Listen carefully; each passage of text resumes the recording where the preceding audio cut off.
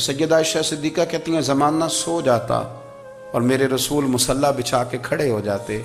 او یار کھیتی باڑی کر کے نہیں، محنت مزدوری کر کے نہیں. جناب عائشہ کہتی ہیں میں یہ بھی دیکھتی کہ حضور ایک آیت شروع کرتے تو ساری رات اسی کو پڑھتے، اور میری نظر جاتی تو قدم مبارک پہ ورم آ جاتا. یار نماز پڑھ کے اتنی مشقت کر کے اتنی جد و جہد کر کے ورم آ گیا، یا رسول اللہ اتنی محنت کیوں کرتے ہو؟ فرمایا افلا اکون عبدا شکورا، کیا میں اپنے رب کا شکر گزار بندہ نہ بنوں؟ صحابہ کا ذوق عبادتوں کا، ریاضتوں کا، تلاوتوں کا، طبیعت ہے ان کی. وہ ایک دوسرے کو، حضرت مولا علی شیر خدا کرم اللہ تعالی وجہ الکریم کے زمانے میں روم کے بادشاہ نے کہا یار یہ مسلمانوں کا پتہ تو کرو، یہ آخر کیوں اتنے زیادہ مجاہد ہیں؟ اس زمانے میں جاسوس بھیجنے کا مزاج تھا. اب تو جاسوس پکڑا جاتا ہے، اب تو جاسوس ہو، اور جاسوسی کا شوق ویسے آج بھی ہے. عرض کروں تھوڑی سی بات اس عنوان سے. پتہ ہے کیا ہمارا مسئلہ ہے؟ ہم جہاں جاتے ہیں نا وہاں تھوڑی خوشبو سونگنے کی کوشش کرتے ہیں. وہ کیا ہے تو یہ کیا ہے تو ادھر کیا ہے تو تھوڑا سا ادھر کیا ہے. میرے رسول پاک پڑھیے درود شریف، سارے پڑھیے ذرا زور سے صلی اللہ تعالی. نبی پاک علیہ السلام نے فرمایا جاسوسی نہ کرنا ورنہ تم بندوں کو خراب کر دو گے، اور فرمایا اس طرح نہ ہو کہ تم کسی کے اب کھول نہ نکلو تو تمہارے پہلے کھول جائیں. یہ جو ذوق ہے نا یہ ختم کریں، چھوڑیں. مطلب آپ کس چکر میں پڑے ہوئے ہیں؟ اتنی زیادہ توجہ کرنے کی کیا ضرورت ہے؟ نے کام سے کام رکھیں، اس میں بندہ تھوڑا سا نا آسان رہتا ہے. یہ جو بہت زیادہ ٹٹولنے والے لوگ ہوتے ہیں نا وہ بیچارے پھر عمر ٹٹولتے ہی گزار دیتے ہیں، اس لیے کہ مزاج ہی بہت پکا ہے. بوری کا منہ کھول کے اندر تک ہاتھ ڈالنا، تو پھر کئی دفعہ سامنے سے بچھو بھی لڑ جاتا ہے، خرابی ہوتی ہے. تو جاسوسی کی جاتی تھی. اس نے بھی جاسوس بھیجے، کیونکہ قبیلوں کے لوگ تھے، کچھ مسلم کچھ کافر، پہچانے نہیں جاتے تھے لوگ. تو کچھ لوگ اس نے بھیجے، انہوں نے آ کے نا تحقیق کی، ریسرچ کری کہ آخر ماجرا کیا ہے. تو واپس جا کے انہوں نے رپورٹ دی نا روم کے بادشاہ کو. اس رپورٹ کا ایک جملہ بڑا شاندار ہے. وہ کہنے لگا بادشاہ ہمیں مسلمانوں کی کوئی سمجھ نہیں آئی، ہمیں کوئی سمجھ نہیں آئی. انہوں نے کہا بھئی کیوں نہیں سمجھ آئی؟ کہنے لگے یار عجیب بندے ہیں، جب رات مصلی پہ بیٹھتے ہیں تو یوں لگتا ہے ان کا دنیا سے رشتہ ہی کوئی نہیں، کوئی کسی کو نہیں جانتا. کوئی اپنے دکھ سنا کے رو رہا ہے، کوئی اپنی بات کر کے رو رہا ہے، لگتا ہے کہ ان کا کوئی رشتہ ہے ہی نہیں جب مصلی پہ بیٹھتے ہیں. اور فرمایا جب سویرے یہ جہاد کرنے نکلتے ہیں تو لگتا ہے ان سے زیادہ دلیر ہی کوئی نہیں. حالانکہ جو مسلوں پہ رونے دھونے کے لوگ ہوتے ہیں وہ کئی دفعہ جہاد میں کام نہیں کرتے، لیکن عجیب لوگ ہیں کہ رات کے راہب ہیں، دن کے مجاہد ہیں، کوئی سمجھ نہیں آتی. میرے عزیز ان لوگوں نے مصلی آباد کر کے رکھا، تلاوتیں ان کا ذوق رہی، منظر روز پڑھنا، اسباق پڑھنا، وظائف پڑھنا، یہ ان کا ذوق رہا. اعلیٰ حضرت بریلوی رحمت اللہ نے 1000 کتاب لکھی ہے، لیکن الوظیفۃ الکریمہ کے نام سے جو وہ صبح و شام وظائف پڑھتے تھے وہ الگ انہوں نے ان کو بیان کیا. پابندی کے ساتھ اپنی اللہ اللہ کرتے تھے. شیخ شہاب الدین سہروردی رحمت اللہ علیہ، اس پر ایک بندے نے اعتراض کیا. اس نے کہا جی آپ کس قسم کے صوفی ہیں، مرید بیٹھے ہیں اور آپ وہاں نفل پڑھ رہے ہیں؟ یہ بھی بڑا مسئلہ ہوتا ہے نا. جو بندہ ملنے آتا ہے وہ اپنے ٹائم کے حساب سے آتا ہے، اور پھر اس کا یہ بھی خیال ہوتا ہے کہ پیر صاحب جو ہیں وہ چونکہ درویش ہیں تو نہ انہیں روٹی کھانی چاہیے نہ سونا چاہیے، چونکہ وہ درویش ہیں، اور ہم چونکہ درویشوں کے ماننے والے ہیں لہذا ہمارا یہ طریقہ ہونا چاہیے کہ جیسے ہم کہیں درویش ویسے ہی کر جائے. حالانکہ جس کو آپ درویش کہیں گے آپ اس کی مانیں گے، آپ منوائیں گے نہیں. ہمارا مزاج ہوتا ہے. شیخ شہاب الدین پر لوگوں نے اعتراض کی، حضور لوگ ملنے آئے ہیں، زیارت کرنے آئے ہیں، بندے دعا کرانے آئے ہیں، اللہ اللہ کرانے آئے اور آپ نفل پڑھ رہے ہیں. کیا جملہ ہے، کیا حسن ہے، کیا خوبصورتی ہے. فرمانے لگے رب رسول سے مانگنے کے لیے مصلی بچھایا ہے، اگر وہاں سے مانگوں گا نہیں تو تمہیں دوں گا کیا؟ پہلے مجھے کچھ لے تو لینے دو، اگر میرے پلے کچھ ہے ہوگی تو آگے دوں گا نا. تو میں مانگنے گیا تھا کہ یا اللہ دے، تیرے بندے لینے آئے دے، تو میں کچھ لوں گا تو آگے دوں گا نا. لیکن ہمارا یہ سٹیٹس، یہ مزاج، یہ شعور نہیں ہے. گپیں، کہانیاں، داستانیں، گفتگو، خطابت، واز، کیا بات. لیکن اگر کچھ کرنے کا کام ہو تو وہ نہیں ہم سے ہوتا. میرے نبی کریم علیہ السلام نے مصلی سے دل لگانے کا درس دیا. حضور نے توجہ دلائی. صحابہ اس ذوق کے حامل لوگ تھے، وہ کوشش کرتے تھے جناب صدیق اکبر رضی اللہ تعالیٰ عنہ کا عبادت کا مزاج ہمیشہ قائم رہا. حضرت عمر فاروق ساری ساری رات اللہ کے حضور کھڑے رہے. حضرت عثمان غنی رضی اللہ تعالیٰ عنہ عشاء کی نماز پڑھ کے 2 رکعتوں کی نیت باندھتے تھے, 15 سپارے پہلی رکعت میں پڑھ دیتے تھے اور 15 سپارے قرآن مجید کے دوسری رکعت میں پڑھ دیتے تھے. آپ نے نا حضرت عمر فاروق کے وصال کے بعد ان کی ایک بیوہ سے نکاح کیا. حضرت عثمان غنی نے نکاح کیا. وہ خاتون آپ کے نکاح میں آئیں تو عرض کرنے لگی امیر المومنین میرے لیے اعزاز تو بہت ہے کہ میں امیر المومنین کی بیوہ تھی تو امیر المومنین کی منکوحہ ہو گئی ہوں, لیکن حضور نہ تو میں جوان ہوں کہ میرے اندر رغبت ہوتی اور نہ میں اب اس قابل ہوں کہ کوئی خدمت کر سکوں, میرے ساتھ نکاح کی وجہ کیا بنی؟ تو عثمان غنی رو پڑے. فرمانے لگے میں نے عمر فاروق کو مسجد میں اپنے رب سے ڈرتے ہوئے دیکھا ہے, میں نے اسے روتے ہوئے دیکھا ہے, عدل کرتے دیکھا ہے, انصاف کرتے دیکھا ہے, امت کی خیر خواہی کرتے دیکھا. تمہارے ساتھ نکاح اس لیے کیا ہے کہ تم مجھے یہ بتاؤ کہ عمر فاروق گھر کے اندر اپنے رب کو کیسے راضی کرتے تھے, گھر کے اندر کیسے راضی کرتے تھے, وہ طریقے بتلاؤ, تم بتاتی جانا اور میں بھی اسی طرح گھر میں عبادت کروں. میرے رسول کریم علیہ السلام نے ارشاد فرمایا, حضور فرمانے لگے جس گھر میں اللہ کا ذکر ہوتا ہے وہ گھر زندوں کا ہے, اور جس گھر میں رب کریم کا ذکر نہیں ہوتا وہ گھر زندوں کا نہیں ہے. گھر نا ہم نا کتابوں میں پڑھتے ہیں کہ ایک بزرگ کہتے ہیں, حضرت فضیل بن عیاض کہتے ہیں کہ میں ایک گلی سے گزر رہا تھا تو گھر کے اندر کسی قاری سامنے قرآن کی آیت پڑھ دی, ولی من خاف مقام ربہ جنتان. میں تے میرے کانوں سے ٹکرائی تو اللہ نے میری کایا ہی پلٹ دی, میں توبہ کر گیا. اب گھر کے اندر سے آواز آئے تو صحیح نہ تلاوت کی, پر اندر سے آواز آتی نہیں, یا ڈیک بجنے کی آواز آتی ہے, یا ٹی وی چلنے کی آواز آتی ہے, یا دھوم مچانے کی آواز آتی ہے. عبادت کا وہ جو خاص شوق تھا, وہ جو حسن تھا, وہ جو توانائی تھی, وہ جو بات تھی. ایک جگہ پہ ہم بیٹھے تھے تو وہاں ایک صاحب آئے اور انہوں نے آتے ہی کہا کہ مہربانی کریں ذرا مجھے مصلی دے دیں, میرے نہ کچھ نفل رہ گئے. تو میں نے وضو کر لیا تو کوئی مصلی مل جائے.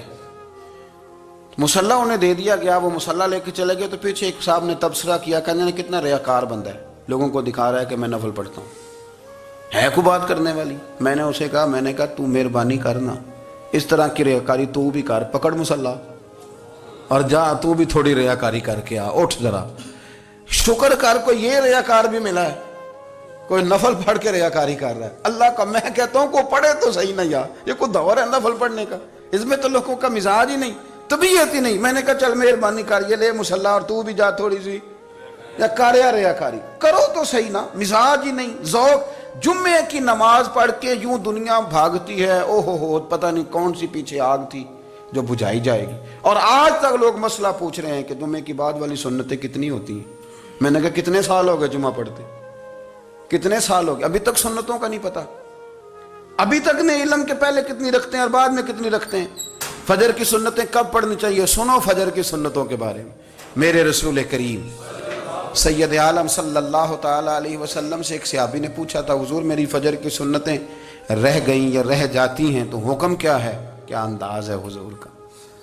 بخاری مسلم کے لفظ سنو, حضور سید عالم صلی اللہ علیہ وسلم فرمانے لگے, اس نے کیا پوچھا تھا, حضور جواب کیا دیتے ہیں, فرمایا فجر کی سنتیں کبھی نہ چھوڑنا, فجر کی پہلی 2 سنتیں کبھی نہ چھوڑنا. یا رسول اللہ صلی اللہ تعالی علیہ وسلم میری رہ گئی ہیں, رہ جاتی ہیں.